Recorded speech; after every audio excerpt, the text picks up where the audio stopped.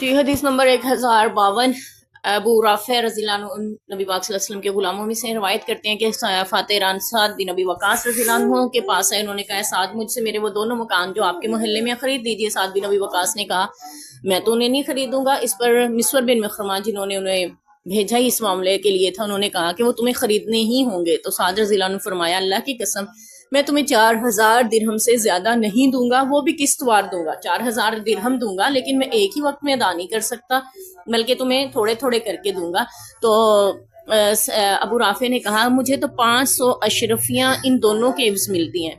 तो अगर मैंने नबी पाक सल्लल्लाहु अलैहि वसल्लम को फरमाते हुए ना सुना होता कि पड़ोसी अपने कुर्ब की वजह से ज्यादा मुस्तहिक है, तो मैं आपको 4000 में न देता, क्योंकि मुझको 5000 अशरफियां इन दोनों की मिल रही हैं। बस वो दोनों मकान उन्होंने हजरत साद रज़ियल्लाहु अन्हु को दे दिए।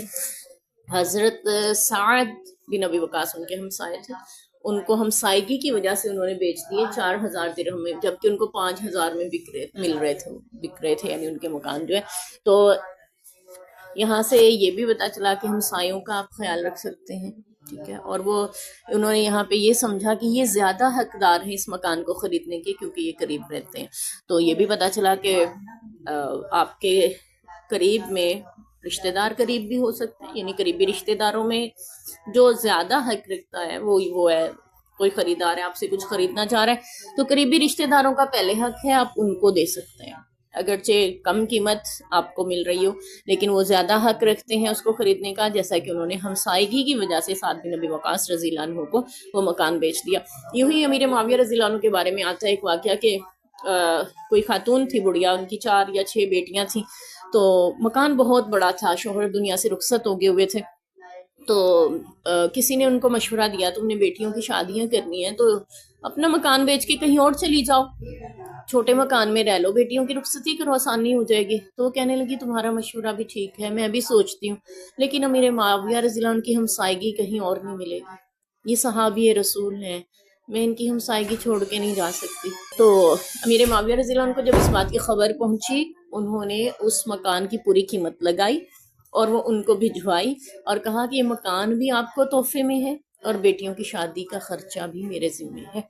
तो ये सहाबा इकराम की सखावत भी थी, हमसायों का ख्याल भी था, और यानी आम लोगों से, उस दौर के लोगों से भी सहाबा इकराम की मोहब्बत और अकीदत का भी हमें पता चलता है। तो यहाँ पे भी ये पता चल रहा है कि उन्होंने सहाबा इकराम ने आपस में भी सहाबियत के और हमसायगी की बिना पर उनको 4000 दिरहम में वो मकान फरोख्त कर दिया।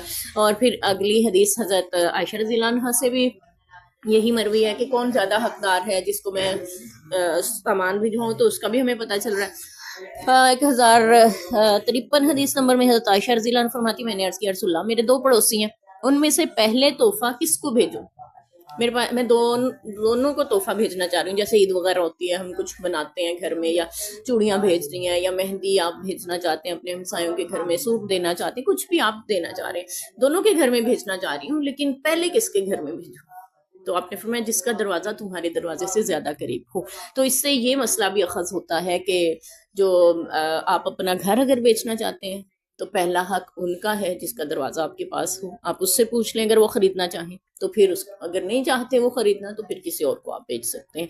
यानी इस तरह से हक शुफा का ये असूल भी हमें मिलता है, और ये भी पता चलता है कि कौन ज्यादा हक रखता है आपकी चीजों को खरीदने का और बेचने का। 2 शख्स अगर एक कारोबार में शरीक हैं, उनमें से भी जो शरीक है आपके कारोबार में, वो पहले हक रखता है कि आपके कारोबार को खरीद ले, या आपकी जमीन को, या जिसमें भी आपकी शराकतदारी है। यानी जो शराकतदार है वो चूंकि आपके ज्यादा करीब है, तो इसलिए वो हक रखता है आप अपना जो बाकी का कारोबार, बाकी की दुकान, प्रॉपर्टी जो भी बेचना चाहते हैं, वो उसको बेचें। तो ये असूल हैं शरीयत के, और इसमें बहुत सी इंसानी माशरे की भलाइयाँ हैं। अल्लाह ताला हमें इनसे फैज़याब होने की तौफीक दे।